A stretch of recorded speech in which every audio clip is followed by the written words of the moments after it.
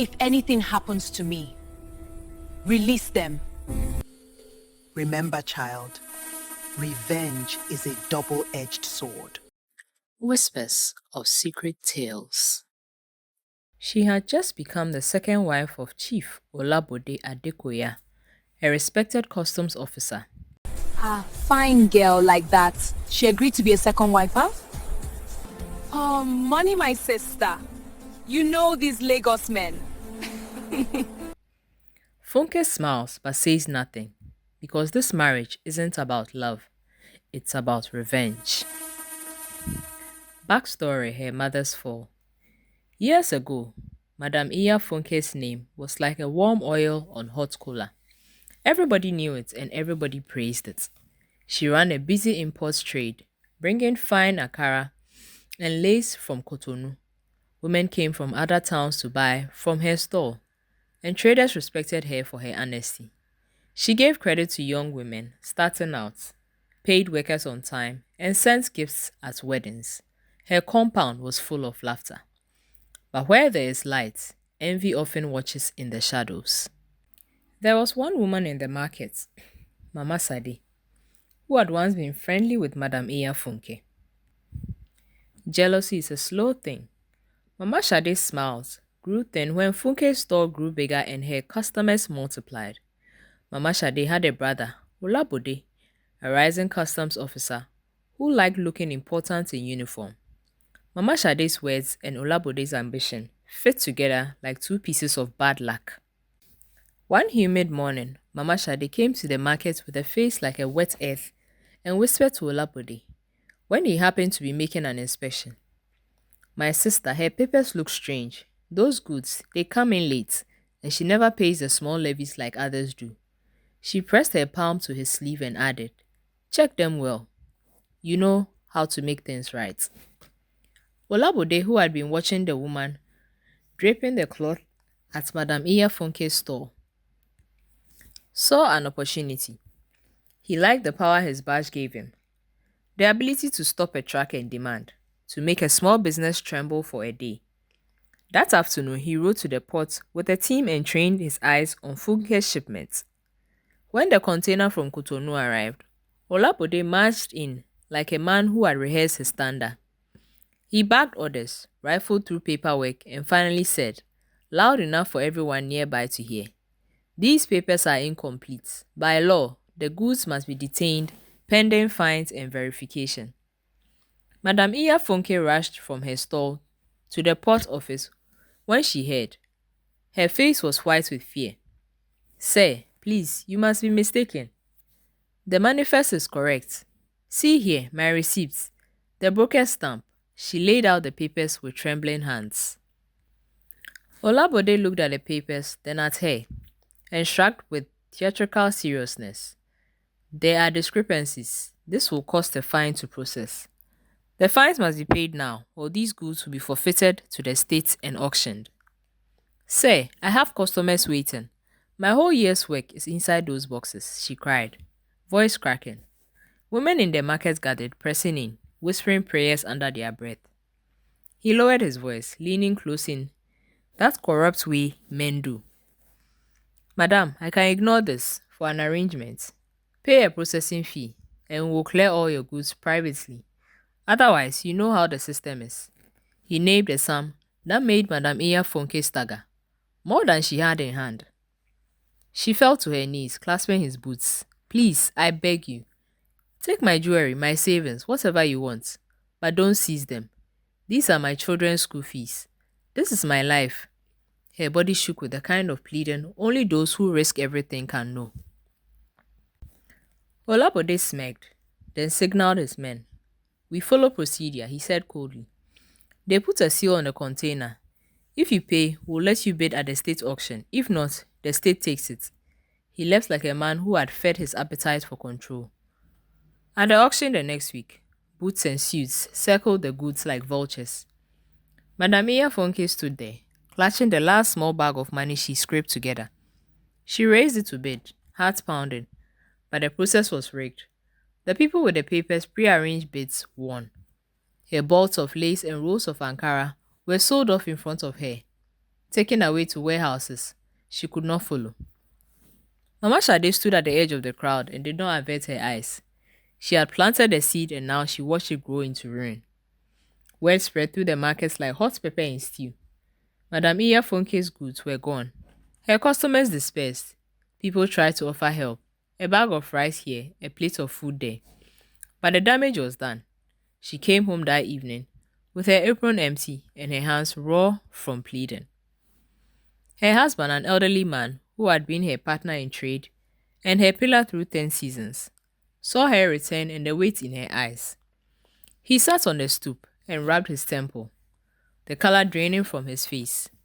Within weeks, the weight of the scandal and the loss of everything, the shame, the long nights of worry, the worry about the children, pressed on him like a heavy cloth. His chest grew tight. The doctor said it was stress and high blood pressure.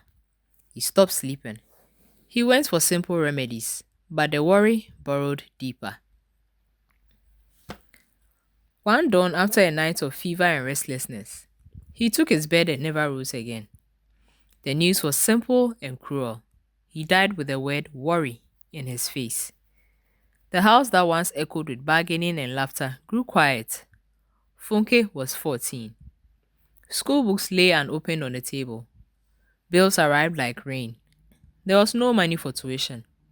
The small dreams in Funke's head, the books she wanted to read, the subjects she loved, folded up like paper wings. She had to drop out of school. The market people watched, some with pity, others with distant look of those who passed judgment. A kindly aunt, Auntie Retty, who worked as a matron at a nearby secondary school, took Funke and her mother in for a while. Auntie Retty's house was small but tidy. She worked long hours overseeing girls at the boarding house, and at night she would bring home stories of the students, mischief to make the women laugh. Auntie Retty gave Funke a bed, a bowl of hot porridge, and a quiet place to weep. She took the younger children to her school, if she could, and for a time she became the family's soft support. But it was a humbling life. The family who once met customers with courtesy now answered late night knocks with borrowed candles. Late one night, when the moon was pale as a coin in the sky, and the market had long since folded its doors, Madame Iya Funke sat on a thin mat in their small room and cried. Funke, the child who had seen the auction, crawled into her mother's lap and felt the hard lines of a woman who had been made poor by a man's appetite. Her mother's tears were not the hot kind of fire. They were older, colder, like embers that would not be fanned. "If I ever see that man again," her mother said, voice low and white with grief, "the earth itself will judge him. He ruined my life, stole my future." She held her daughter tight. "You must not forget this. Promise me. If you ever have strength, you will make sure he cannot harm others." Funke pressed her small hand into her mother's hand and looked up with fierce clarity of the young. "I promise, Mama. I promise I will make it right." And so the roots of Funke's vow grew. In that night of ash and quiet grief, born from betrayal, watered with tears and hardened by a promise to a mother who had lost everything. The markets moved on, carts rolled past, and the world kept trading. But in Funke's heart, a plan began to take shape. Patience as a river carving stone, waiting the long years until she could be ready to strike. The plan. Years later, Funke's life looked almost nothing like the one she had known as a girl. She had graduated with a degree in business administration, top of her class, determined and sharp. After years of humble beginnings and silent anger, she had learned to turn her pain into precision. By her late 20s, she had built a small but successful consulting firm in Lagos, helping importers and traders navigate the same customs maze that once destroyed her mother's life. It was poetic. She became what her mother had needed. Every time she filled a customs clearance form, every time she saved a client from exploitation, she whispered, "Never again." Then one humid Thursday evening, her past walked back into her future. She attended a charity gala at a hotel in Victoria Island, a glittering event with soft jazz and champagne flutes that caught the light like small suns. She had been invited by a client, dressed in a simple emerald gown that made her look elegant but modest. As she stood by the balcony watching the lagoon shimmer under the night sky, a voice spoke behind her. You remind me of someone I once knew. Funke turned. There he was, Chief Olabode Adekoya, older now, silver-haired, with a commanding presence, but his eyes, calculating, charming, deceitful, were unmistakable. Inside her, something went cold. So this is the man who made my mother weep in the dark, who sold her dreams for bribes and greed. Outwardly, she smiled. Maybe in another life, she said softly. He chuckled, impressed by her poise. You speak like a philosopher. I like that. That night, Chief Olabode made sure he sat beside her at dinner. He asked her about business, praised her intelligence, and by the end of the evening, requested her number. From that moment, he chased her like a hunter who had found a rare gem. He sent her flowers, expensive perfume, and fine jewelry. He called her my dear sunshine, as she pretended to blush. Weeks turned into months. She met him for dinner. Sometimes in quiet restaurants, sometimes at his mansion. He spoke of politics, power, and how lonely he felt in his first marriage. My wife, she's too traditional. She doesn't understand the man of my status. You, Funke, are modern, different. Funke listened, smiled, and filed every word away. She knew the language of men like him. She had grown up hearing it ruin lives. Still, she played her part. Then one evening, as the sun dipped behind the lagoon, he said the words she had been waiting for. Funke, I want you to be my wife. My second wife. You'll be comfortable for life. I will take care of you. Her heart started. Not from love, but from the sound of destiny arriving. She kept her voice steady. All I want is peace, she said quietly. But deep inside, she thought, peace will come when justice is served. That same month, her mother fell ill. Years of hard labor, worry, and poverty had worn her body down. Funke rushed to their hometown, sitting by her bedside every night.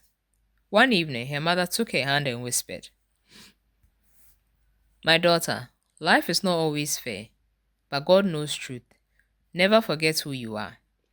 Funke swallowed hard, tears tinging her eyes. Mama, rest now. I will make things right. 2 days later, her mother passed quietly in her sleep. At the funeral, as the choir sang and the scent of earth filled the air, Funke made a vow. The time had come. A week later, she visited Auntie Retty, the same aunt who had once given them shelter. They sat under an almond tree behind the house, the sound of birds mixing with the rustle of the evening breeze. Auntie, Funke said, her voice low, do you remember the man who destroyed Mama's business? Olabode Adekoya. Auntie Retty's face tightened. How could I forget the devil? He is the one I am going to marry, Funke said calmly. Auntie Retty's eyes widened in shock. Marry? Are you mad? Funke smiled thinly. Not for love, for justice, for Mama. The older woman looked at her for a long moment, then sighed deeply. You are your mother's child, the same fire. If you have chosen this path, then go with wisdom. Let him never see your anger coming. She placed a hand on Funke's shoulder and whispered, Do it cleanly, my child. When the snake must be killed, don't warn it first. The wedding was a grand affair, the kind that filled social pages. Chief Olabode spared no expense. Gold decorations, live band, governors in attendance. Funke's gown shimmered like morning dew. Her smile gracious, controlled. No one would have guessed the storm behind her calm eyes. As she walked down the aisle, her aunt, Ireti, stood quietly at the back, watching. When she saw Olabode turn and beam at his bride, she muttered under her breath, So this is the evil man who ruined my sister's life. Your end is near, Olabode Adekoya. You just don't know it yet. The priest said, "You may kiss the bride." Olabode kissed her hand proudly, and the crowd clapped. Funke smiled, serene as a queen who knew her crown was also her weapon. Later that evening, before she left for her new husband's mansion, she sat again with her aunt. The older woman clasped her hands tightly. Remember, child, revenge is a double-edged sword. Don't let it cut you too. I know, Auntie. But I must finish what Mama could not. Then go.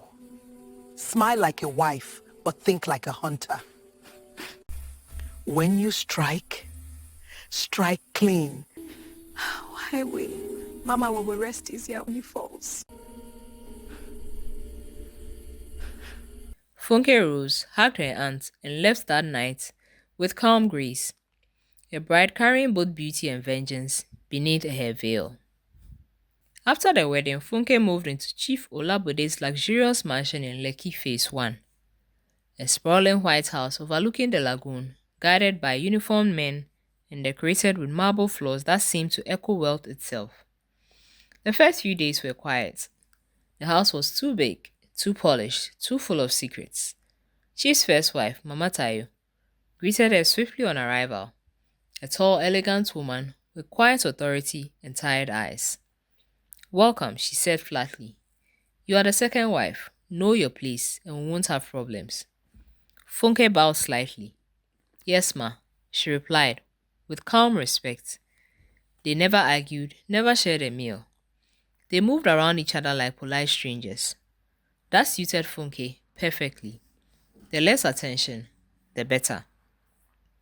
During the day, she played her role flawlessly, cheerful, attentive, and gracious.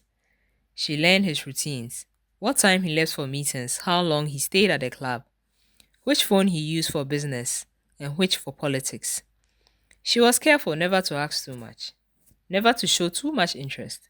She listened, truly listened when he spoke.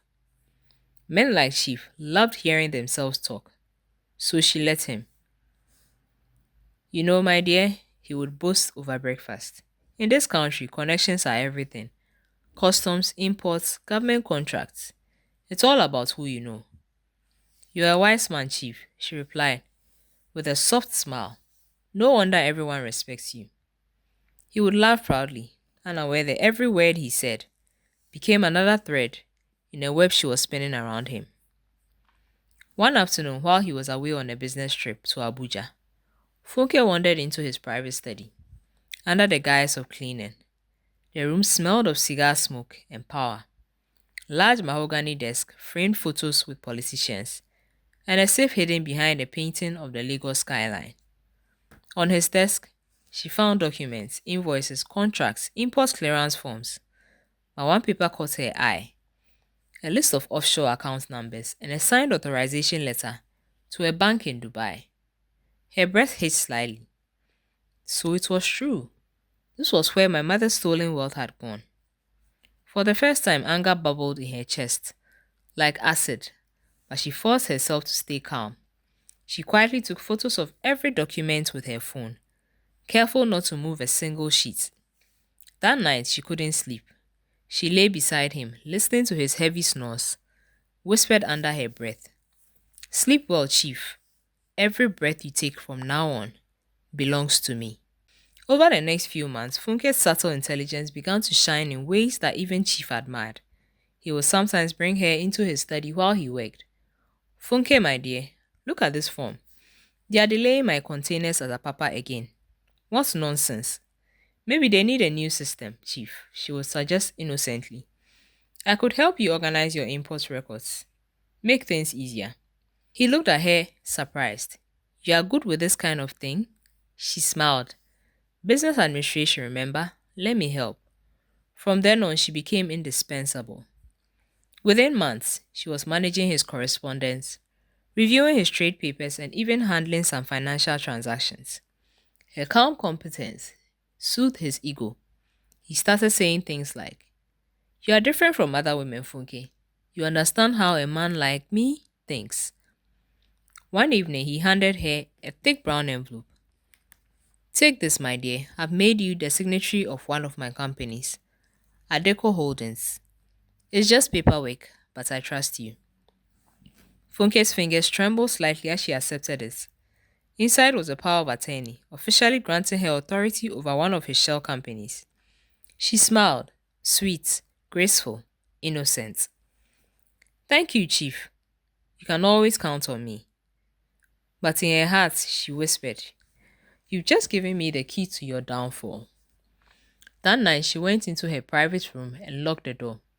She spread documents across the bed, account numbers, bribe receipts, custom clearance forms, bearing forged signatories. Each piece was a weapon she was learning how to use. Then, her phone buzzed. It was Auntie Retty. My child, how are you managing in that lion's den? He trusts me now, Auntie, Funke said quietly. He's giving me his secrets. The older woman sighed. Be careful. The snake calls tighter before it strikes. Don't worry, Funke said, eyes glinting with cold fire. When this ends, he won't even know what hit him. As she hung up, she looked out through the glass window at the glittering lights of Lekki, her reflection merging with the city skyline. The world saw Mrs. Funke Adekoya, the chief's beloved young wife. But in truth, she was a ghost of his past, returned to finish what her mother could not. And now, she has everything she needed to destroy him, from the inside. One afternoon, Funke finds out that Chief has yet another lover, a young journalist named Tomi. She confronts him calmly. Chief, I thought I was your last bus stop. Ah, my dear, you women take things too seriously, he laughs. Instead of anger, Funke sees opportunity. She meets Tomi secretly and befriends her, pretending to be an older sister figure. Over coffee, she asks, gently, Does Chief ever talk business with you? Sometimes, Tomi admits. He even told me about some money he kept in an account under a fake company name, but he warned me never to tell anyone. Funke's heart beats faster. That's the evidence she needs. Funke contacts one of her old friends, a lawyer who once worked with anti-corruption agencies, quietly. She hands him the documents and account details. If anything happens to me, release them. At home, she continues to play the perfect wife, cooking, smiling, flattering Chief's ego. She even tells him she wants to start a women's import business in her late mother's name. He laughs and agrees to invest a small sum. Weeks later, Chief receives an unexpected visit. Men in dark suits walk into his office from EFCC. Chief Olabode Adekoya once says, You are under investigation for fraud, money laundering, and tax evasion. Who sent you? I know my rights. But when they show him the documents, bank transfers, signatories, offshore links, his face drains of color. They were his papers, his handwriting. And on the last page, the company's new listing signatory, Funke Adekoya. What nonsense is this? You signed them yourself, sir. Chief faints on the spot. As the case explodes in the media, Funke quietly visits her mother's grave in Ibadan. She kneels down and whispers, Mama, he will never ruin another woman again. You can rest now. She removes her wedding ring and leaves it on the grave. She says, My revenge is complete. And walks away. Like, subscribe, and share. Thank you.